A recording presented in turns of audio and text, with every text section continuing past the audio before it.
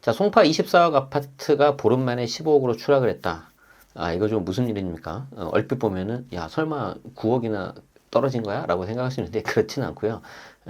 물론 이제 가격이라는 게 항상 오르는 것만 아니라 떨어지는 경우도 있는데, 9억까지 이렇게 떨어지는 경우는 사실 좀 많이 없어요. 보통 이제 20%, 30% 떨어지면 굉장히 좀 많이 떨어지는 그런 건데, 이거는 이제 뭐냐면, 특수관계자 저가 양수도입니다. 특수관계자, 그러니까 이제 부모, 자식 같은, 이게 가족들한테 저가, 싸게 넘기는 거예요. 그럼 이제 여기서 이제 어떤 문제가 발생을 하냐면은 이게 합법적인 방법 내에서 좀 싸게 넘기는 게 있어요. 레인지가. 이따 제가 설명드릴게요. 그런데 그걸 벗어나면 어느 한쪽이 이득을 보잖아요. 너무 싸게 산 사람, 매수한 사람, 싸게 판 사람은 손해고. 그런데 일반적으로는 일어나지 않는데 내가 부모기 때문에 자녀한테, 사랑하는 자녀에게 싸게 팔 수가 있다는 거예요. 그럴 때는 증여 이슈가 발생할 수 있기 때문에 정부가 들여다본다는 거죠. 사실 이거는 매번 나왔던 거고 매번 있었던 건데 이게 새로운 건 아닙니다. 그렇지만 어떤 식으로 해야지 제가 이거를 빠져나갈 수 있고 합법적인 방법 내에서 싸게 할 수 있는지 설명드리도록 하겠습니다. 일단 중앙일보 기사예요. 김태윤 기자님이 25년 1월 24일 날 작성을 해주셨네요. 어떤 내용인지 좀 한번 보도록 하겠습니다. 자, 부산 해운대에 있는 A아파트 168제곱미터, 그러니까 엄청 큰 거죠.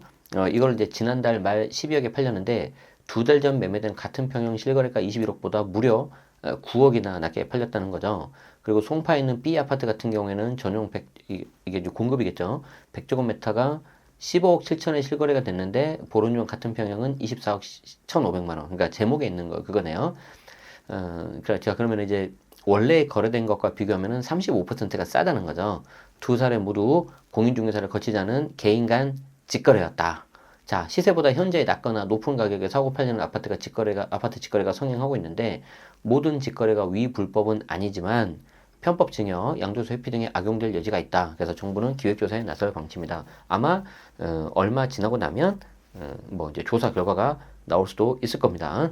그런데 지금 시국이 이렇게 혼란스러워서 어떻게 잘 될지는 모르겠어요. 자, 국토교통부 실거래가 공개 시스템에 따르면은 최근 6개월 동안 서울에서 실거래가 신고된 아파트 매매 23,800건 중에서 직거래 비중이 5.7%.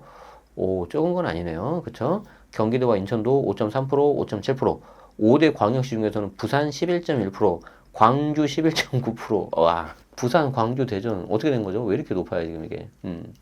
자, 보면은 부산 해운대 직전 실거래가 21억인데 12억, 9억이나 떨어졌다는 거죠.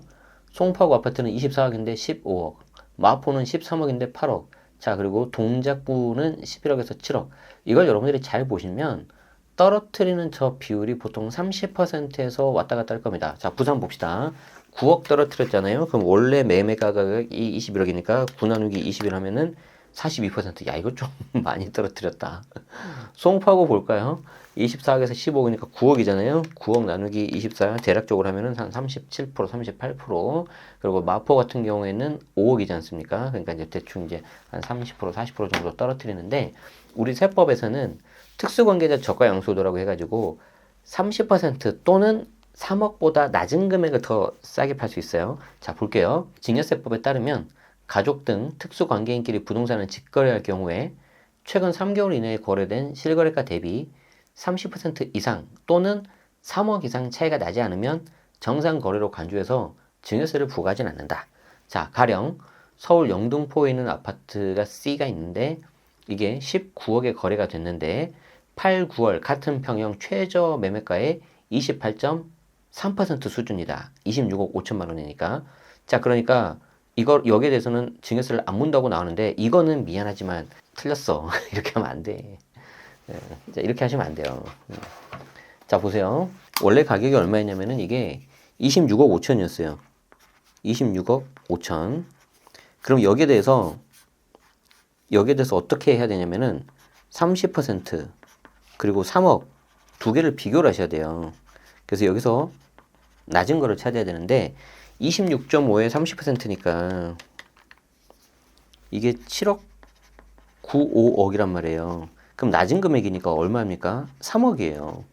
그래서 3억을 빼줘야 돼. 7억 9,500을 바로 빼면 안 돼요. 그럼 26억 5천에서 이 3억을 차감시켜주면은 23.5억의 거래를 해야 됩니다. 그런데 지금 여기는 얼마였어요? 19억이었죠. 그럼 19억이 하면은 법에서 정한 수준이 23.5인데 이거를 19억으로 떨어뜨려 버렸단 말이에요. 그럼 얼마가 차이 나요, 이게? 4.5억 차이가 나죠.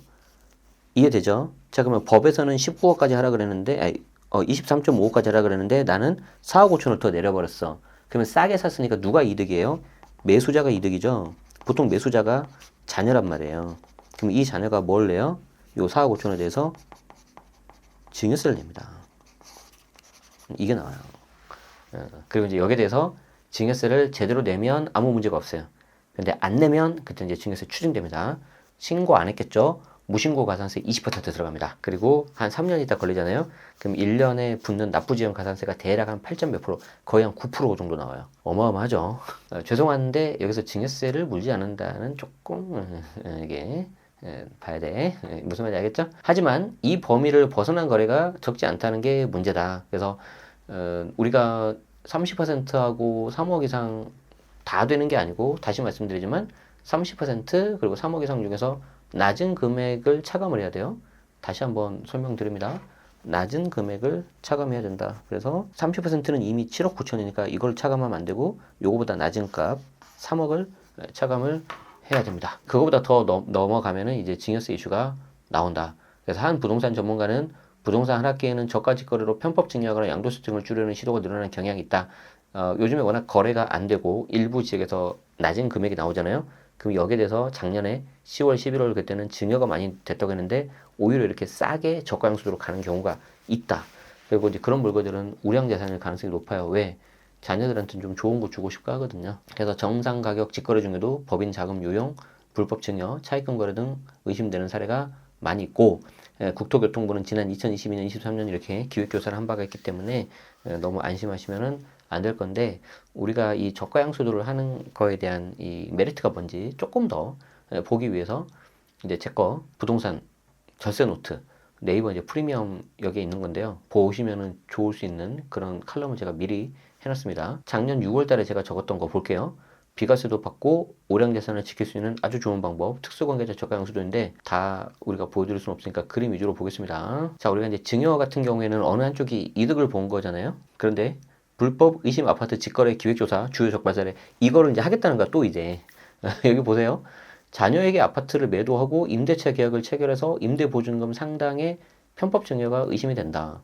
그러니까 이거는 자녀한테 아파트를 매도했는데 그 매도한 금액이 또 부족하니까 본인들이 들어가서 이렇게 임차인으로 임대차 계약을 거래해가지고 했는데 이게 이제 뭐가 문제였냐면은 같이 살고 있어서 같이 따로 살고 있었으면 그나마 좀 어떻게 해보려고 할 수도 있었을 텐데 같이 살고 있는데 거기서 이제 소유권을 넘기면서 거기서 전세 계약서를 쓴 거죠. 이거는 조금 좋은 방법이 아닙니다. 좀 사전에 이게 세무 전문가분들, 세무사님들하고 좀 이렇게 상담을 했으면 더 훨씬 나았을 텐데 아쉬워요. 어쨌든 예를 들어서 내가 20억 정도 하는 아파트가 있어요. 증여가 좋을까, 저가 양수도가 좋을까? 이게 여러분들 궁금하잖아요. 자, 일단 증여를 하면요, 자녀가 증여세하고 증여 취득세를 내지 않습니까? 토탈 다 해서 대략 한 6억 7천 정도 나오는 것 같아요. 증여취득세 3.5% 4% 하면 거의 한 7천, 8천 정도 나오고요. 증여세 약 6억 정도가 나옵니다. 어마어마하죠. 자, 그럼 이제 부담부 증여는 제가 일단 패스할게요. 오늘은 이제 특수관계자 저가양수도니까. 자, 이제 저가양수도를 하면은 내가 이걸 10억에 샀어요. 근데 이거를 20억에 저가양수도로 판다. 그러면 우리 똑같이 한번 해봅시다. 현재 시세가 20억인데 이걸 어디까지 다운시킬 수 있다고요? 30% 또는 3억보다 낮은 금액을 차감을 해야 돼요. 그럼 30%는 얼마예요? 6억이죠. 그리고 절대값 3억이죠. 낮은 게 얼마야? 3억이지. 그러니까 3억을 빼야지. 30%를 빼면 안 되고. 그래서 20에서 3억을 뺀 17억까지 떨어뜨릴 수가 있어요. 이렇게 하면 되잖아요. 응? 20억이야. 그러면 30%는 얼마예요? 6억. 그리고 3억. 이 중에 낮은 값이 얼마야? 3억이잖아요. 그럼 3억을 빼요. 그러면 17억까지 떨어뜨릴 수 있다는 거고, 만약에 이걸 내가 15억에 매각을 했다? 그럼 차액 2억에 대해서는 증여세가 붙는 거예요. 당연히 증여세는 누가 내는 거예요? 이걸 매수한 사람, 자녀가 내겠죠. 자, 그래서 이걸 내가 17억까지 떨어뜨릴 수는 있어요. 근데 내가 이 집을 하나밖에 없다. 그럼 나는 비과세가 되겠죠. 자, 그런데 조심해야 되는 게 뭐냐면 내가 이걸 비과세 받는 건 좋은데 나는 17억에 자녀한테 팔았지만 세법에서는 이거 특수관계자 간 거래기 때문에 부당행위입니다. 그래서 우리는 이걸 인정 못합니다. 그래서 어려운 말로 뭐라고 하냐면 부당행위 계산 부인이라 그래. 부인. 와이프 부인이 아니고 아니 붙자 인정해가지고 인정하지 않는다 그 말이야. 그럼 이제 이거는 어떻게 해요? 시세대로 가버려요. 그러니까 양도가를 25로 책정을 합니다. 그런데 매도자인 부모는 어떻게 뭐라 그래요? 뭐 쏘쿨 괜찮아 나 비과세니까 그래 버려요. 그래서 12억까지 비과세 그리고 12억 넘는 초과된 8억에 대해서 세금을 냅니다. 그 세금이 얼마 나오는지 아세요? 물론 거주 기간에 따라 다르겠지만 만약에 장투공 80% 받아버리잖아요. 1,400만 원밖에 안 나와요. 끝내주죠. 자, 근데 여기서 또 문제가 있어요. 17억보다 더 낮게 하면 자녀가 증여이슈가 나온다 그랬죠. 그런데 이 17억이 이제 매매를 해야 되는데 저 자녀 입장은 증여를 받은 수중자가 아니라 일반 매수자잖아요. 그렇기 때문에 17억을 어떻게 해야 돼요? 대출 포함해서 내가 다 조달해야 돼. 여기서 부모가 또 도와줬다 그러면 어떻게 돼요? 증여세 또 나와요. 그렇기 때문에 이때 자녀는 취득세밖에 안 나오는데 문제가 뭐냐면 자금 조달을 굉장히 여기다 빨간색으로 적었다. 빨간색으로. 자금 조달 조심해야 돼요. 17억을 내가 낼 자신이 없다. 그러면 차라리 증여나 부담부 증여를 가는 게 더 깔끔합니다. 그래서 제가 이거를 계산을 다 해서 이렇게 해놨어요. 증여 같은 경우에는 부모님 낼 세금 없죠. 대신 자녀가 취득세하고 증여세를 내죠. 그래서 한 6억 7천 정도, 한 7억 정도 가까이 나와요. 부담부 증여는 이제 부모님이 비과세라고 가정을 했을 때 이제 보증금을 내가 아마 10억 정도로 했을 거예요. 그러면은 양도세 한 6천만 원 정도밖에 안 나오고요. 자녀는 취득세가 나오고 증여세가 나오는데 차익에 대해서 그래도 한 3억 4천, 3억 5천 정도 들어갑니다. 그런데 저가양수도는 부모님이 비과세 받고 장특공 80%까지 가버리잖아요. 10년 거주해가지고. 그러면 거의 세금을 다 줄여버릴 수가 있어요. 자녀는 그리고 취득세만 내면 끝나버려요. 그러니까 다주택 취득세 중과만 피하면은 3%만 내면 돼. 다만 뭐가 문제예요? 17억이라는 돈이 있어야 돼. 그거 없으면 못해요. 그래서 저는 개인적으로는 자녀가 이렇게 소득 능력이 없고 아직은 좀 이렇게 모아둔 돈이 없다. 그러면 증여 또는 부담부 증여로 가고 만약에 자녀가 좀 그래도 사회생활을 좀 했고 계속 좀 가지고 있는 자산이 좀 있고 모을 수 있다. 혹은 곧 결혼을 한다. 결혼을 해서 양가 부모가 조금 도와줄 수 있다. 그러면은 교차 증여를 할 수가 있거든요.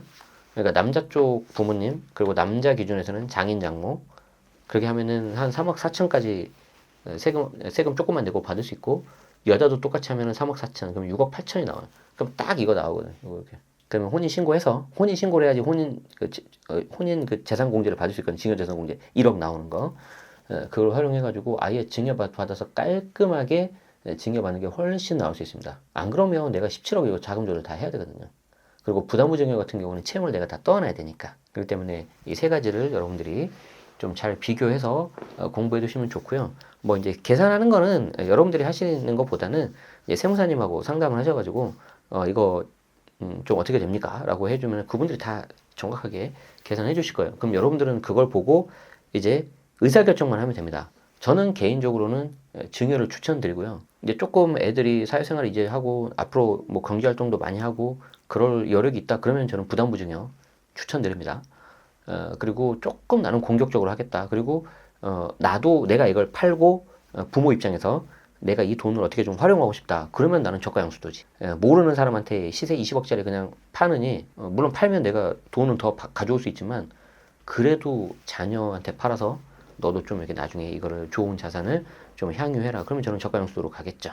그래서 결국에는 그 자녀의 소득 수준 그리고 소득 능력 그리고 투자 성향 그리고 제일 중요한 게 갖고 있는 물건 이걸 볼 줄 알아야 돼. 이게 좀 똥인지 된장인지 알아야 돼. 그래서 좀 우량 자산일수록 이런 식으로 가서 하는 겁니다. 재밌지 않아요? 너무 재밌죠. 이 부동산이 개별성이 워낙 강해요. 똑같은 단지를 하더라도 101동 5층에 있는 거, 102동 10층에 있는 거 물건이 다릅니다. 그래서 이제 어떻게 보면 좀 어려울 수 있지만 한편으로는 우리가 이제 재밌게 할 수 있고 거기에 대해서 정말 그 보물 같은 물건을 딱 찾았을 때 그리고 나랑 협조적인 상대방 매도자 매수자를 딱 만났을 때 이렇게 딱 되면은 아주 짜릿하죠. 그때 스릴은 끝내줍니다. 그래서 여러분들도 이걸 잘 찾으셔가지고 여러분들 자산 관리하는 데 있어서 도움 되시면 좋겠습니다. 어쨌든 너무 막 싸게 팔면 안 돼요. 아시겠죠? 그럼 증여 이슈 발생할 수 있고 나중에 걸리면 가산세 폭탄 맞을 수 있다. 아시겠죠? 네. 시청해주셔서 고맙습니다.